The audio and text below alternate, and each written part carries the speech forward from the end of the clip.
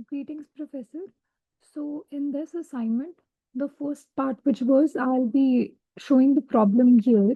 So, we have electric circuit we are modeling, and in this circuit, we have two lights, which are light L1 and L2, and then there are three switches, which are S1, S2, and S3, and these can be either up or these can be down.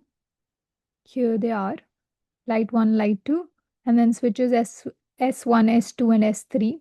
They can be up or they can be down. And we have two circuit breakers, CB1 and CB2, which they can be okay or they can be blown. And then we have several wires connecting everything. So we have W0 through W6. We have several wires which are connecting everything throughout the circuit. And and then we also have a power source, which is called outside and which is always live. So this is the thing which was given to us, and we had to convert this to a Py data log. So I've converted it into the Python file, which is this one right here. So I'll be showing this one right now. And let's look at the facts. And these are the things which need to be unconditionally true. Um, So then we have the facts which are here. So light 1 and light 2, which we are declaring that light 1 and light 2 are lights. And up S2, up S3 means switches 2 and 3 and 2 and 3 are up. And S1 switches down. And then we have OK, OK L1, L2, CB1 and CB2. That means all lights in circuit breakers, they are working. And then we have is live outside, which is the power source, which is always live. And then we now talk about the rules. So according to the rules, these are conditional statements. So we have our first rule, which is right here. So it says that a light L is lit if three conditions are met. And those conditions are L is a light, and second is L is okay, which means it's not blown. And the third is L is live. So it has current flowing to it. And then we have is the rule number 2, which says that so the first rule is actually our key rule. It says something, sorry, the second rule which we're talking about is actually our key rule, because it says something, W is live if it's connected to something W1, and W2 is also, and W1 is also live, which means that it's recursive. It follows the chain of connection all the way back. So it follows all that way back chain of connections to the power source. And this, then next we have is the connections, which are these connected to, which means um, W0 is actually connected to W1 only if switch 2 is up. And these conditional connections make the circuit dynamic. And then we have is the actual program which which I did run.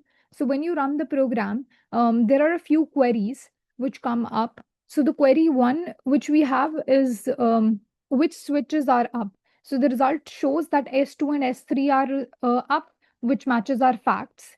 And query 2 is what is W0 connected to, which results in W1, because S2 is up and W0 connects to W1. And then we have is what is W1 connected to. So we get no results in that case for our query 3, because which is very important, because W1 would connect to W3, but only if S1 is up. Since S1 is already down, so there's no type of connection. And what is the connection to W3? So what is connected to W3? We see like all P1, W4, and W2, all are connected to W3. And in our last query, we have which lights are lit. So for those, this is our key finding that only L2 is lit. So for that, I'll explain this in a way that why only L2 is lit. For L1, the path is L1, W0, and W1, which is blocked. We need S1 to be connected to W1 to W3, but S1 is already down. So L1 has no path. And the same way for L2, the path is L2, W4, W3, because S3 is up Then it goes to W5. Because CB1 is okay, it goes outside. So there's a complete path, due to which L2 is lit. And a query 6 is which components are live. So all the components that have a valid path back to the power source, they're live. So we get these results. And then I'll show these to you in here in AI space. I'll do a few queries. I'll just solve them quickly. So this is the first one I had created, which says S3 is up and S2 is up, which was our very first query, that which switches are up. And if I try to, I did try to auto search it. So let me actually create a new query and say, let's say connected to, which is our second query, connected to W0.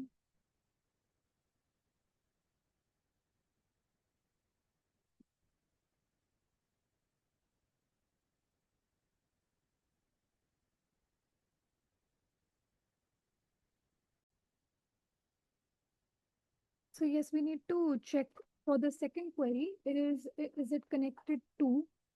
So in this I use like it's connected W0. Let's do W0 connected to W1, and it should be yes.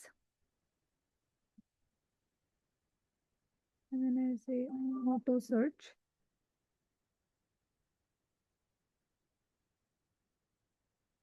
So yes, we get okay, which says that it is